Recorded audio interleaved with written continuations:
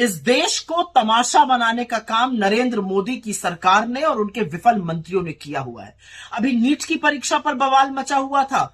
मंत्री जी कह रहे थे कोई पेपर लीक नहीं हुआ। अब जो आरोपी गिरफ्तार हुआ है उसने साक्ष्य और सबूत देखकर बताया कैसे कैसे पेपर लीक हुआ था 35-35, 40-40 लाख रुपए में। और अभी 2 दिन पहले यूजीसी नेट की जो परीक्षा हुई थी उसका भी पर्चा लीक हो गया और उसको रद्द करना पड़ा। इस देश की 60% आबादी 35 साल से उम्र में कम है।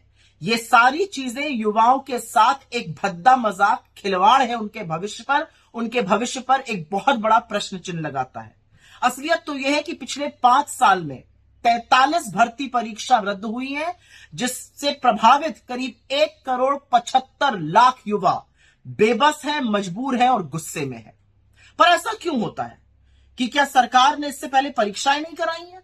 परीक्षा होती थी इस देश में, परीक्षा लीक नहीं होती थी, लोग परीक्षा देते थे, किसी का सिलेक्शन होता था, किसी का नहीं होता था, नौकरियां भर दी जाती थी।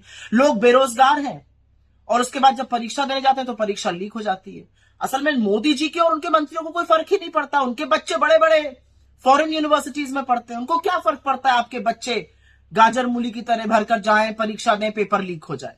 कभी इन लोगों ने सोचा है कि इस पेपर लीक का लोगों की मनोस्थिति पर क्या फर्क पड़ता है? बच्चे दिन रात मेहनत करते हैं, सुबह 4-4, 3-3, 4-4 बजे उठकर मेहनत करते हैं, पूरी पूरी रात पढ़ते हैं, न खाने का न पीने का कोई हवाला नहीं है, दिन भर पढ़ते हैं।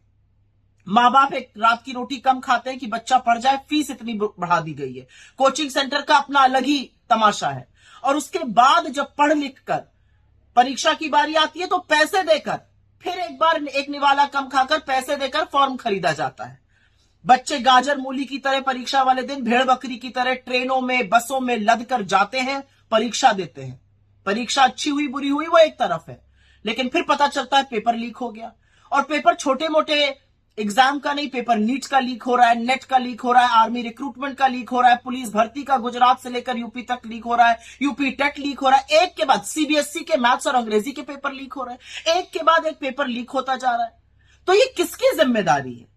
ये जो पेपर लीक माफिया है, इसके खिलाफ कार्रवाई कौन करेगा और कार्रवाई क्यों नहीं हो रही है? और हर बार कहीं ना कहीं पेपर लीक माफिया के जो तार हैं वो या तो गुजरात से या भाजपा से जुड़े हुए पाए जाते हैं। भाजपा के नेता उसमें संलग्न रहते हैं। लपक के आके क्लीन चिट दे दी धर्मेंद्र प्रधान ने, पेपर लीक नहीं हुआ। अब क्या बोलेंगे जब नीट का पेपर लीक हुआ? 24 लाख बच्चे वहां पर, यूजीसी नेट में 10 लाख लोगों ने इम्तिहान दिया। कौन जिम्मेदार है इन चीजों का? तो असलियत यह है कि पूरी तरह से उदासीन, पूरी तरह से अकर्मण्य और सरकार की विफलता का जो सबसे बड़ा दंश है, जो सबसे बड़ा दर्द है, वो इस देश के युवा को झेलना पड़ रहा है। उसने आपको सबक सिखाया है, लेकिन आप शायद अभी सबक सीख नहीं पाए हैं। लेकिन इस देश के भविष्य के साथ, इस देश के युवाओं के साथ खिलवाड़ करना बंद कर दीजिए। पेपर लीक माफियाओं का नहीं, युवाओं का सहारा बनिए, उनको संरक्षण दीजिए।